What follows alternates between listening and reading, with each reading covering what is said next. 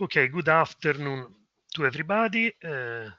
Today, so we have the March session of the Young Seminars organized by the Italian Society of Statistical Physics.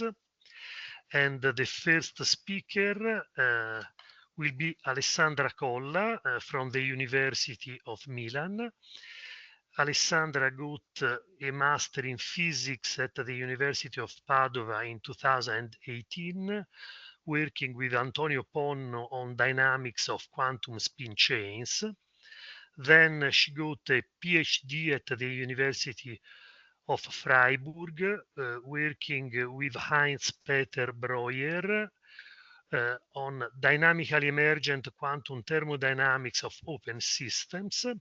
And since then, she has a postdoc in Milan with Andrea Smirne, and today she's going to give a talk entitled Quantum Thermodynamics of Non-Markovian Open Systems. So please, Alessandra, you have 25 minutes.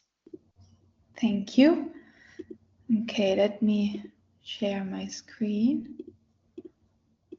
Okay, can you see the pointer and the slides? Yes. Perfect. So thanks again for having me here. I'm very happy to be part of this seminar series. So the talk will be about the core ideas of my PhD thesis that, as you said, I did at the University of Freiburg, but I keep working on these topics also during my postdoc. So it's something I'm still very interested in. Do you see it? Yes, okay.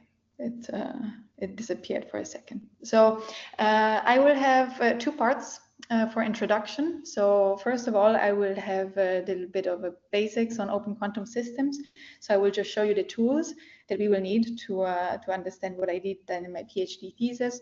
But I will also tell you about recoupling quantum thermodynamics, which in my opinion is the only accepted version of quantum thermodynamics so far in the community, and we will need that to try to extend the laws of quantum thermodynamics also to stronger couplings with the environment, so not just recoupling, but also environments that have memory and that are strongly coupled to our system of interest.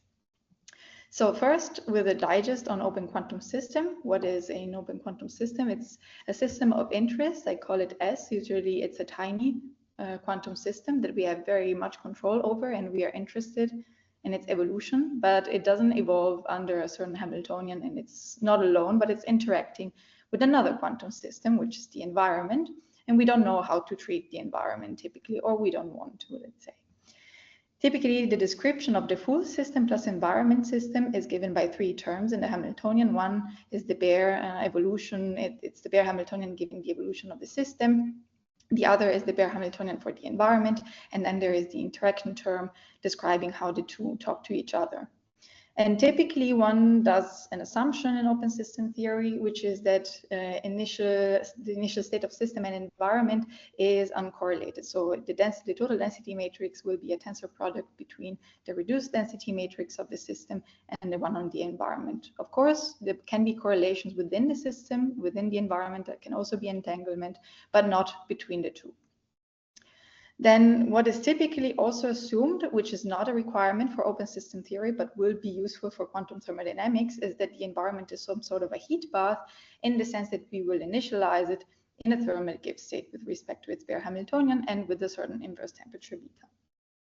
Now, the assumption is that system and environment together form a closed quantum system, so they evolve unitarily under the total Hamiltonian, but we are only interested in the system reduced density matrix. And this means I will have the evolution described by what is called a dynamical map. It's a linear superoperator acting on the system density matrix, and it's going to be given by tracing out the environment after we evolve the total system unitarily. And the thing is that now the evolution is no longer unitary because of this partial trace, but is in generally what is called a completely positive and trace preserving dynamical map. And it needs to be this way also because it needs to be a well-defined state for the system also at later times, but it holds mathematically that this is the case for such a dynamical map. And an important feature of this dynamical map is that it is such that the system loses information. And what do I mean by that? So information loss in open quantum system looks a bit like this. If I can define a distinguishability measure between two states, and I have a distinguishability measure, I just don't have time to describe it in detail mathematically, but it exists. And I can say how distant two initial states of the system can be, so how much I can distinguish them from each other. Then if I apply the same dynamical map to both of them, so you see I apply phi of t on both sides, so I let them evolve with the same environment, then their distinguishability is going to be decreased at later times. And this means that there is information loss and the system is losing information into the environment. What is particularly important to notice, however, is that even though there is information loss from time 0 to time t, it's not necessarily the case that there is always continuous information loss during the evolution of the system. Because if I write the dynamical map at a time t2, so from time 0 to time t2, I can write it as the dynamical map until a mid-time t1 and a propagator from time t1 to time t2. And this propagator is typically not completely positive or maybe not even positive in general. And this is such that this inequality wouldn't hold for such a propagator. So this means that the distinguishability can become higher again later in times with respect to earlier times. And this means that there can be information backflow from the environment to the system of interest at later points in time. Now, typically what one does in open systems is they assume weak coupling and the Markovianity of the environment. And these are very, so this is just wording, but there are well-defined assumptions that can be used in calculations. But the point is, if you use these assumptions, you can approximate the propagator actually with the dynamical map itself from time t2 minus t1. And this is a completely positive dynamical map by definition. And this means that the dynamical map forms a semi-group. And it's a completely positive semi-group. And this means that there is information loss continuously at all times. And this is the case where one typically writes down a very famous master equation. This is called the Limblad master equation. One can write it from this assumption of a semi-group, but also applying the right assumption and the right approximations to the microscopic total system state and tracing out the environment. And it looks like this. It tells you what the derivative of the system looks like. It's a Limblad generator, it's called. It's again a super operator acting on the system density matrix. And it's comprised of two parts. One is a commutator with the Hamiltonian. There is typically the bare Hamiltonian plus what is called a lamp shift. It's a tiny shift of the energy levels. And then there is the dissipator part, which is the non-unitary part of the dynamics. And the dissipator typically looks like this. There is a sum of a bunch of terms. These L of K's are called Limblad jump operators. Typically, when one derives this equation from the microscopic point of view, they are traceless. They describe jumps between different energy levels. And here are what are called transition rates, which are always positive for a Limblad master equation. Now, what happens if we drop this assumption of weak coupling and Markovianity of the environment?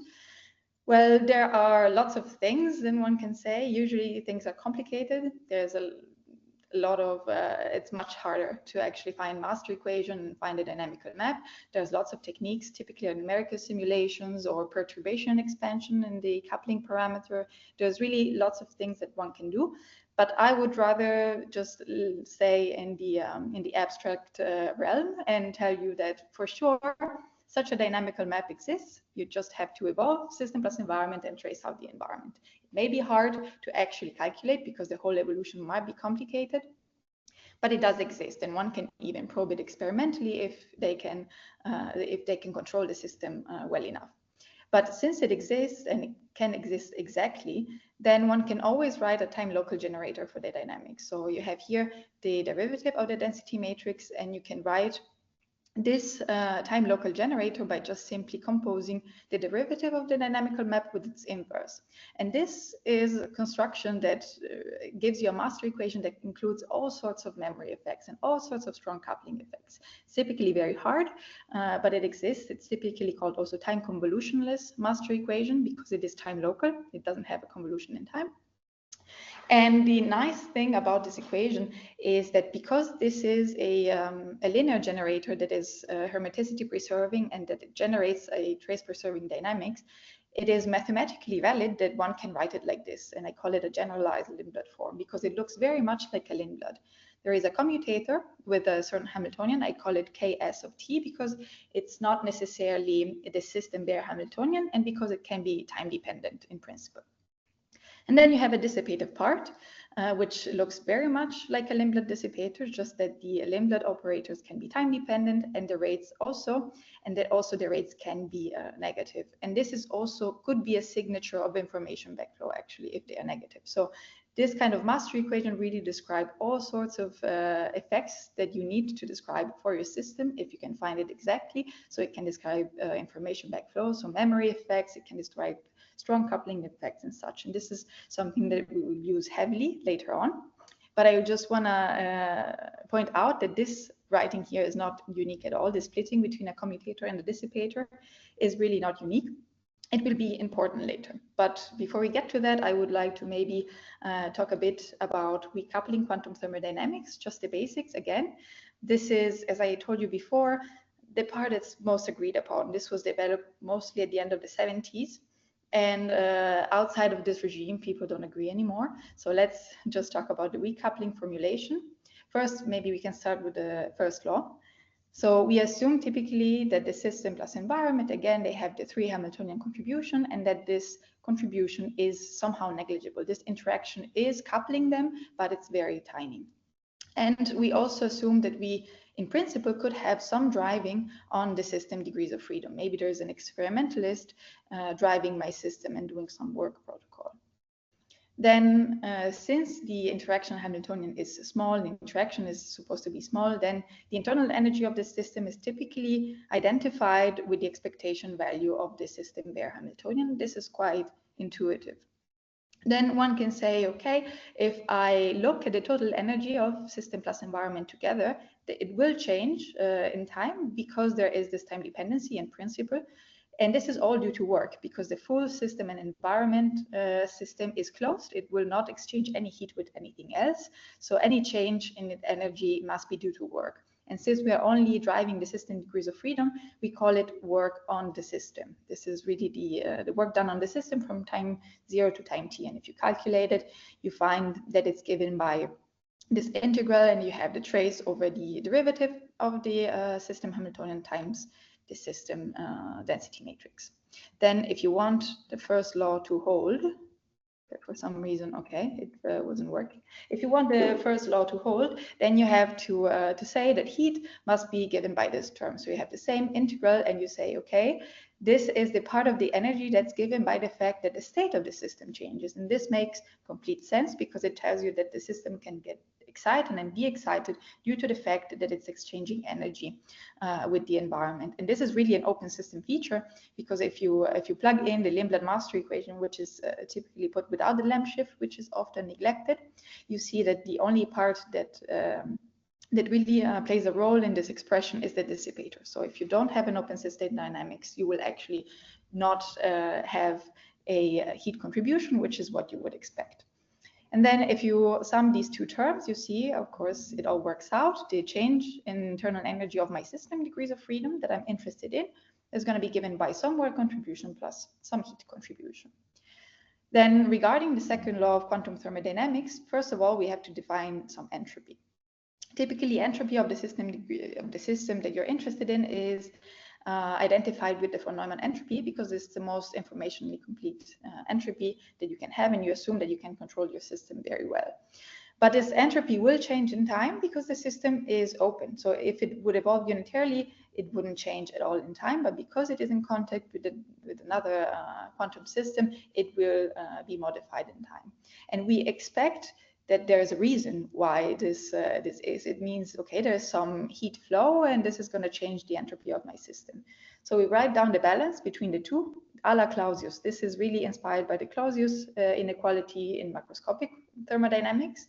This tells you that here, we call it entropy production, that there is the change in the von Neumann entropy of the system minus what you expect should be the change given by beta. This is the inverse temperature of the environment times the heat exchanged until that time. And from a second law point of view, you would expect that this entropy production always increases in time. So you expect that its rates are always positive. So So at all times you have irreversible behavior, you're producing entropy. The question is, does it always hold in this formulation? And the answer is yes, in a certain sense. So it turns out that if you write down a limited evolution with the environment initially in a thermal state, you obtain a limited master equation where the give state of the system with the same inverse temperature is a fixed point of the evolution. And then this is used to prove that these entropy production rates are always positive. So this means that there is continuous information loss. We know this because it's a limited generator. And we know that there is irreversible behavior because entropy is continuously being produced. So these two concepts are actually connected. And this is something we also wanted to study in the more generalized case of stronger couplings. So the question really is now, what happens if my interaction is no longer negligible? So if I cannot do these assumptions that I made, that I just don't look at the interaction or don't take it into account. As I told you, there is no agreement in the community. There is many different definitions. It's really a bit of a bloodbath at the moment. There's really a lot of stuff out there. So I would try to convince you that we may have some possible answer. I hope you will get convinced, but most people really have their own opinions here. So this is what we call dynamically emergent quantum thermodynamics, because really we wanted to keep the open system point of view, because we really want to only deal with the system degrees of freedom. So if you remember, I told you about the time convolutionless master equation, that this always exists if you are good enough and finding the dynamical map, that it's exact, it describes all sorts of interaction effects and memory effects. So because I have here an effective Hamiltonian, it looks like a renormalization of my system Hamiltonian, can I use this Hamiltonian here as an effective energy operator?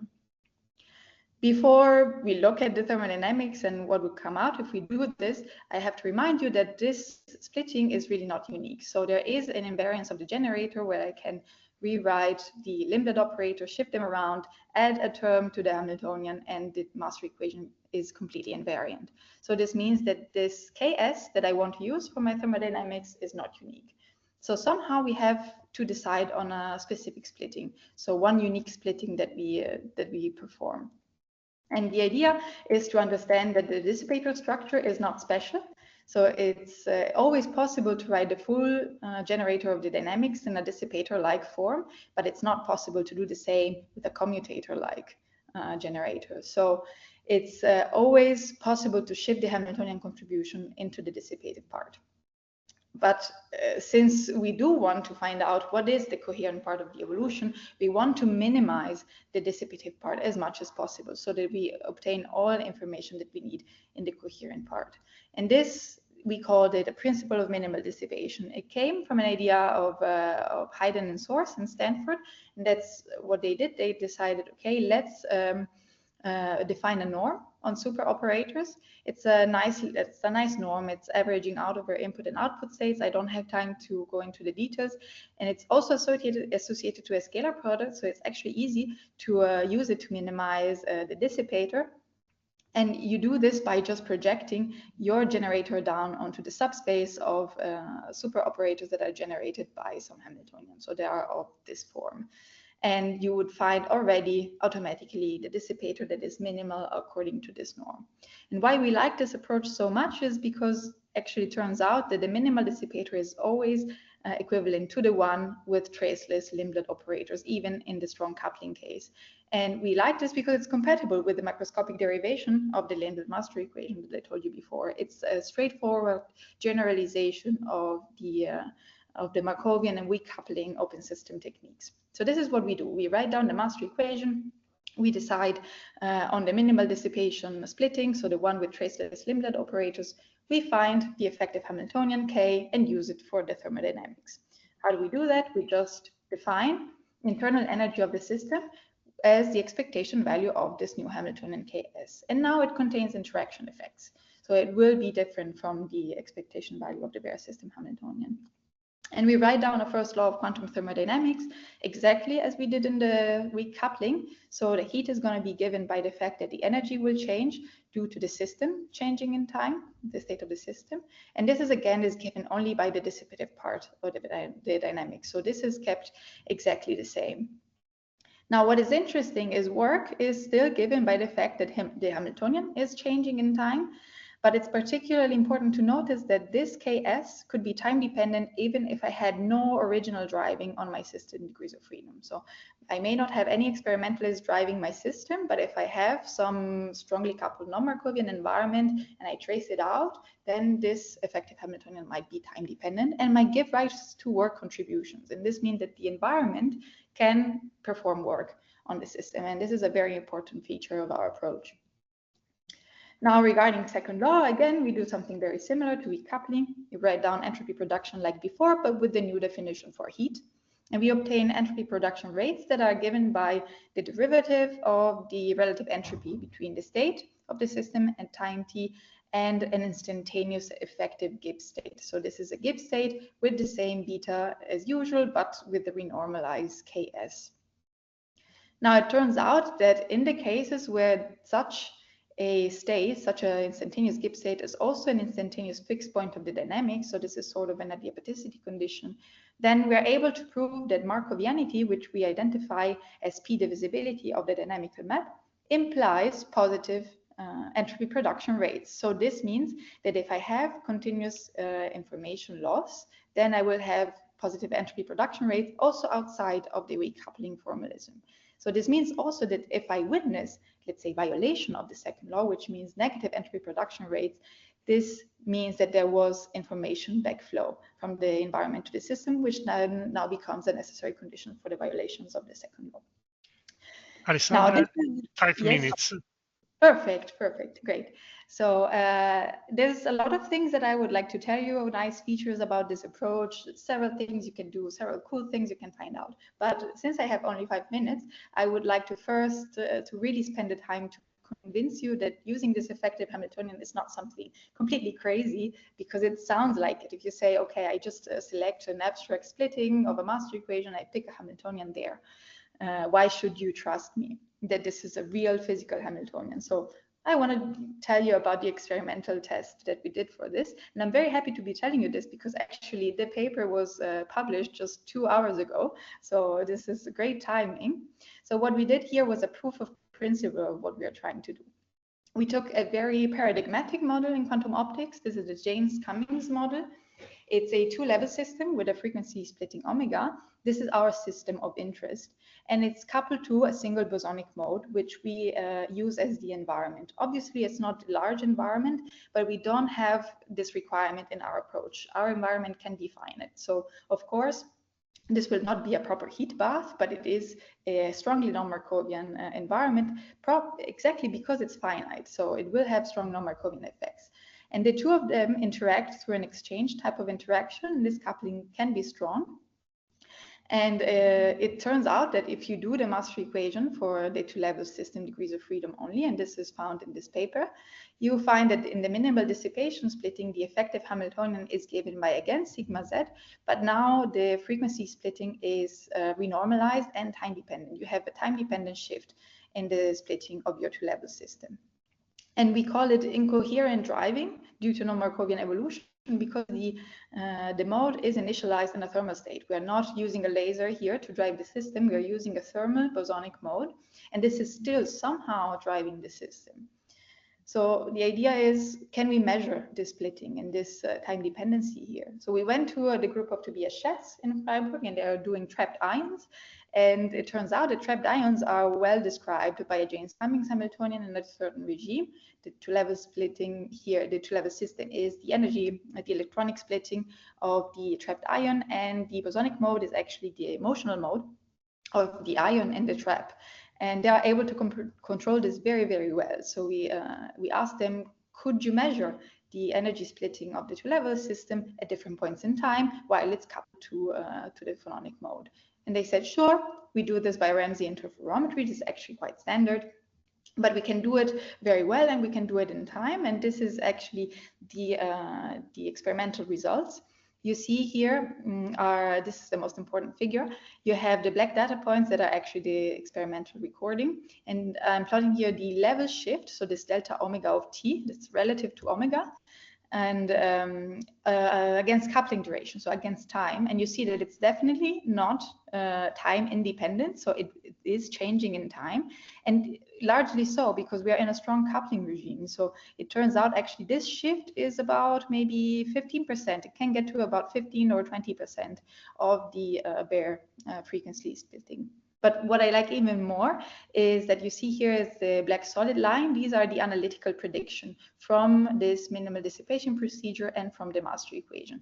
We're not using any free fit parameters. We just plugged in the parameters from the experiment. And you see, I would say there's a definite agreement between them. So I would say this idea of finding out what the Hamiltonian is, what the renormalized Hamiltonian is for a system which is strongly coupled to a non-Markovian environment is really something that can be observed and can be witnessed in practice. Definitely in the James-Cummings model it can.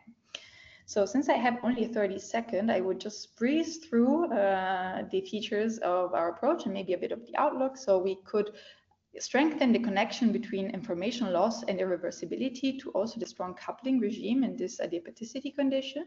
And what I like about this approach is that it's really experimentally accessible because we only need to care about the system degrees of freedom. We don't have to keep track of the environment, and we don't have to probe the environment to understand what is happening on the system from a thermodynamic point of view. It's also important to realize that non-Markovian thermal environments can do work. This is really an important feature. And this can be used for maybe, I would hope, to enhance all sorts of quantum technologies. So I don't want to go over time, so there is a bit more here, but I don't want to really steal too much time. So I would just like to thank you for your attention. Thank you very much. Thank you, Alessandra. So, are there questions or comments?